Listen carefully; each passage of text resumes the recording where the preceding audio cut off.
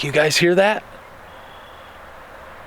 That is the sound of everybody that's going to get pissed off about this video, warming up their keyboards because they're going to come out in full force. This is one of those videos, as you can see in the title, this is one of those videos that's like Ford versus Chevy, Power Stroke versus Duramax, which is still Ford versus Chevy. And then you got, you know, Glock versus Springfield, and you got 9mm versus 40 versus 45. I mean, there's so many debates out there, guys, that people have their opinions, people know what they prefer, and that's okay. But in a perfect world, you carry a Glock 19 9mm and you drive a Ford Super Duty diesel. That's a perfect world. Wait, that's me. That's what I do. That's what you should do. Don't buy a 04 Super Duty or a 05 or even a 06. You get into the newer ones and I think you'd be okay. But this video is not about that. What are you talking about? Hey, if you guys are new here, I'm Eric. This is the North Country Outdoor Channel. Thanks for joining me today. We're going to talk a little smack about some chainsaws, and you guys are the North Country Nation when you hit the subscribe button. I'm doing a little bit of a change of scenery today. We are outside of my house. So many people complain that I'm always in my truck. Yeah, I get it, you know. Apparently, I just decided that I would change it up for you guys. I am in my truck a lot, though. I get that. But here's what you need to understand. That's like my downtime. When I'm in my truck, that's my downtime. That's when I feel like I'm in the zone. That's when I can think. And that's when I throw the camera on the dash, guys. This isn't about. What the hell kind of word is that? This isn't about where I'm at when I film. This is about the information that comes out of my mouth. So with that being said, I just want you guys to be totally on the same page with me as that. So what we're gonna do today is, as the name of the title implies, the Stihl MS362C is professional grade garbage. Check this out.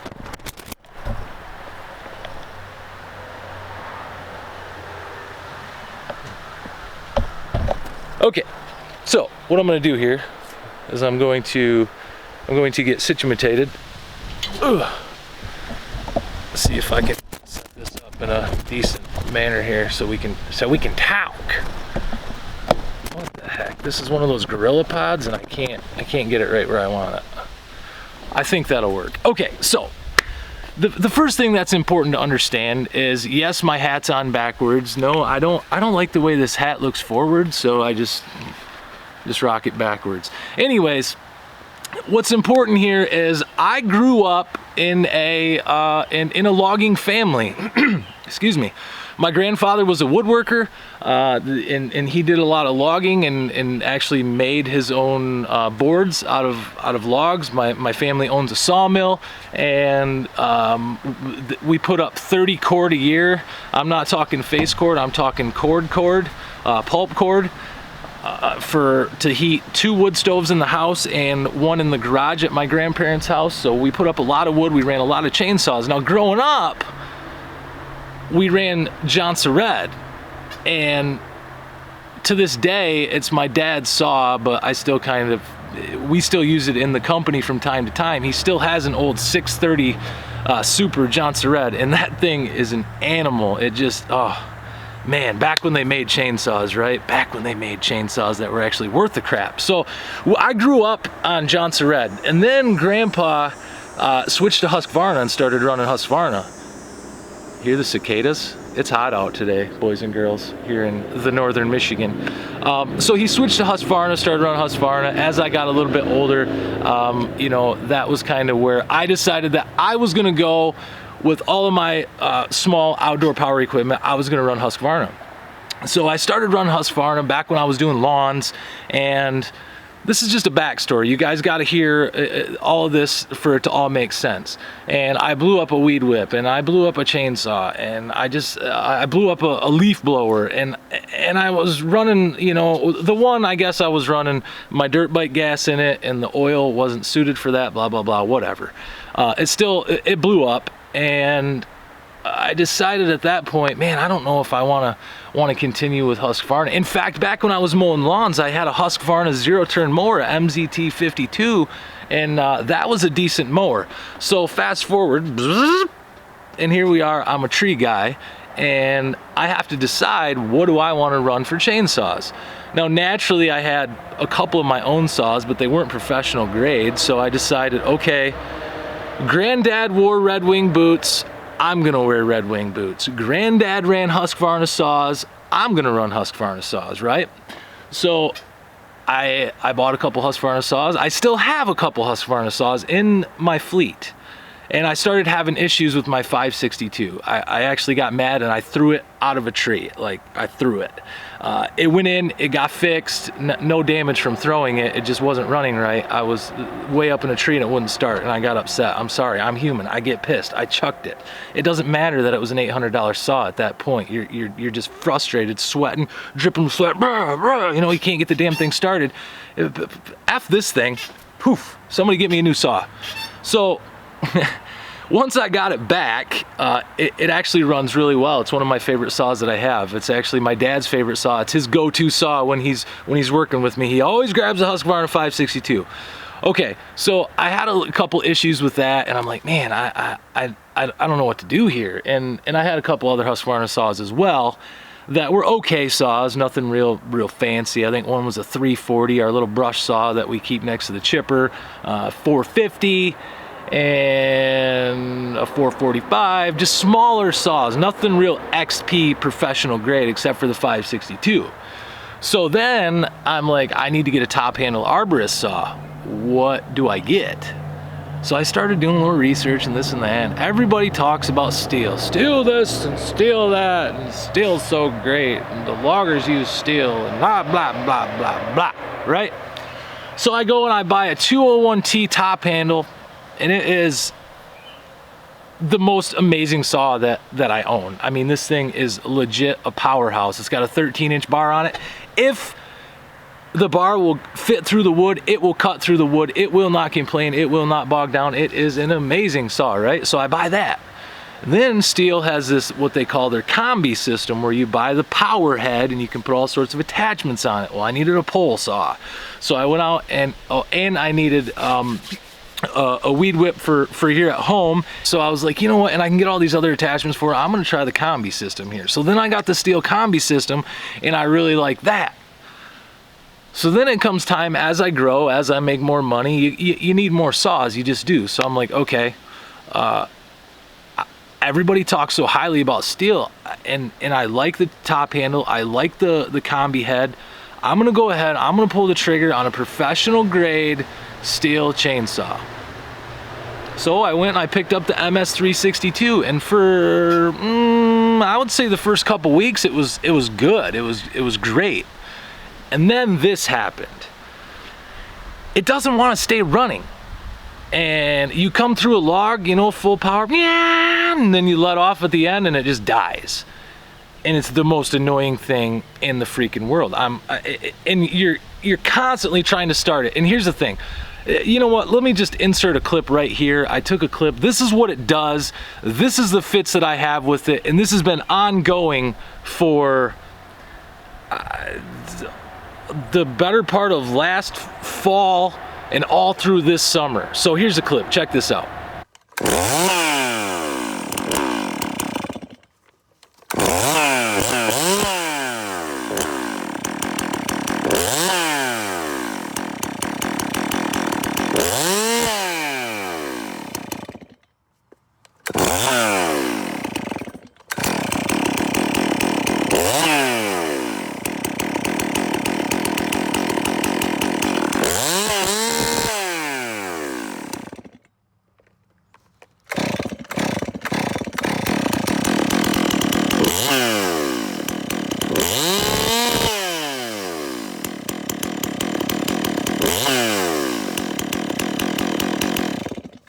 Okay, so now you can see that the stupid thing, it just dies on its own, and when that happens, there's two ways to get it started again. Normally, if you pull on it 4 times, it will start on the 4th pull.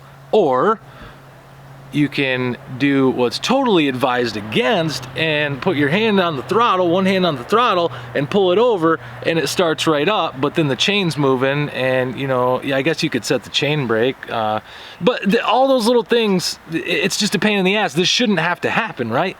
Well, it's been in the dealership 2 different times. They put 2 different coils on it. They swear it's the coil. You guys are like, oh, why don't you just adjust the carburetor, Eric? Why don't you just make a couple adjustments there? Well, let me let you in on a little secret. They quit making chainsaws that are worth a shit when they went to this electronic carburation injection BS, and there is zero goose egg, zero adjustment on the carburetor on this thing. You can't even adjust the idle. I think that's all that's wrong with it, is the idle just drops down just a little bit too low and it just ping, ping, and it dies. But it's been in the dealer. Now the dealer has ordered yet another coil for it, thinking that they put a bad coil in it. They ordered a carburetor for it. And I'm just sick of taking this thing in and getting it back, thinking it's fixed, and 5 minutes in, it lets me down. Now guys, here's the thing. I wanted so bad, you don't even understand how bad, that I wanted to completely transition over to all Stihl products. That's what I wanted to do. This saw is making that hard for me. But then listen to this. I mean, I still stick with my original. This MS362 is professional grade garbage. I mean, guys, you can't go out there and do the job and be cranking on your saw every cut. That's absolutely asinine. But here's the kicker, right? I got a whole fleet of chainsaws sitting in my trailer. I just told you that my Husqvarna 562 runs like great. I find myself grabbing the 362, knowing that it's gonna act up, grabbing the 362 and using that over any other saw in my trailer. Why? Oh my gosh, guys, I don't know how to explain this. And even the dealer, the guy at the dealer took this home and he ran it. This saw rips. I have no saw that's even comparable to how much power this thing has for the size of it, for the CCs and the torque. For some reason, this saw just rips. Now, I've also talked to other people that have the 362. I talked to another tree company that has 3 of them. They don't have any issues. I've talked to other people that have never had any issues. They think that this may be an isolated incident with my saw, but here's the issue. If we can't get it figured out, then what happens? Is Stihl just gonna give me a new saw? From what I'm told, I don't think so. So, I mean, Stihl, if you see this for some reason, make this right with me. And I told the dealer, I said, so what am I supposed to do in the meantime? This is like my main go-to saw, and when I don't have it, a part of me doesn't feel right. Now, you can say whatever you want about that, superstitious, you're attached to your equipment, blah, blah, blah. It may be so, but the point is, I spent $800 and some on a professional grade saw, supposedly. It turns out to be professional grade garbage. And I'm like, can I get a loaner saw? No, we don't do that. I'm like, well, what does Stihl say about it?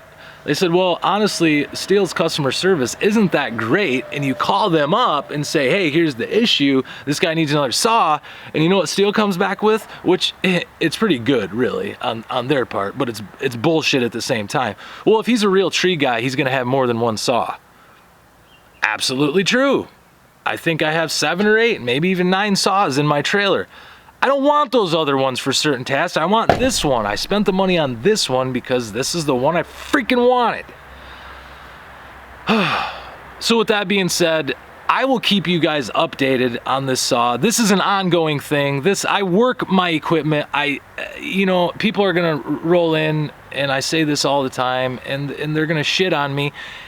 But you know what? When's the last time that they went out and they ran, 4 gallons of mixed gas through their saws in 2 days? When's the last time you were doing that much cutting? Come on, guys. I mean, I do this for a living. I work my equipment, and just like people talk about my Super Duty being a piece of shit, it kind of is, but at the same time, I work my equipment very hard. I have purpose-built equipment.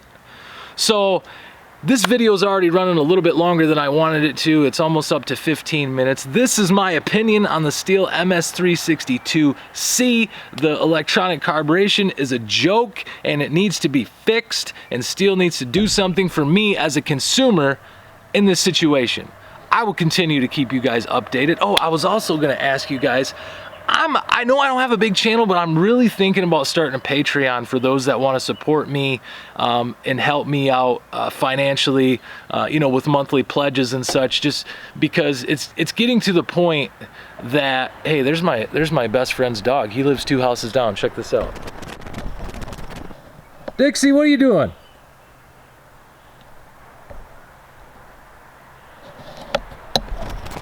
Anyway, that's not his house. It's the neighbor's house. She's not supposed to be in that yard.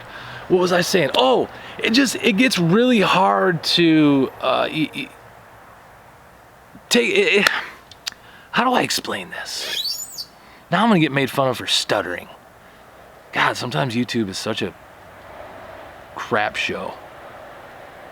It's hard to be inspired to do this and make these videos and be passionate and be able to afford the things that go along with making these videos for you guys, making the content for you guys. I got one of my microphones wet and it ruined it, so I had to go spend another $150 on a microphone. You know, I need another tripod. I need all this stuff, and if I'm gonna keep making content, I kind of need to get a little bit of help with that. So let me know what you guys think about the Patreon.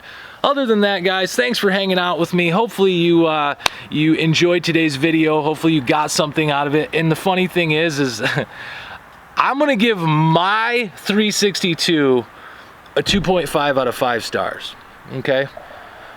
Just because of the BS that I'm going through with it. But I would totally recommend that you go buy yourself an MS362 because they rip. They're very powerful, they're very light, they're very good saws, and a lot of people run them. I just happen to have an issue and I can't get the stupid issue dealt with, and it's frustrating. So I'm gonna knock it down. If it was running great, I'd probably give it 4.7 out of 5 stars because it's that great of a saw. So the people that didn't stick with me in this video and only listen to me talk smack about this, I'm sorry that you missed the ending where I actually do recommend this saw. So with that being said, I'm gonna go ahead and end that there. Thank you so much for hanging out with me today. Do not forget to hit the subscribe button. I would sure appreciate it. Jump on the train, join the movement. If you guys want to get a hold of me, all my information is in the description. Just remember, tomorrow is a new day. Maybe I'll get this saw fixed tomorrow and it will be fixed forever. I'm gonna wake up tomorrow with a positive attitude that the new coil came in and that it's gonna be fixed forever. So tomorrow is a new day. Be creative and own it. You are beautiful. You are amazing. I freaking love you. You do inspire me. It's just expensive to be inspired and keep making content, but you know I freaking love you, and I'll see you next time.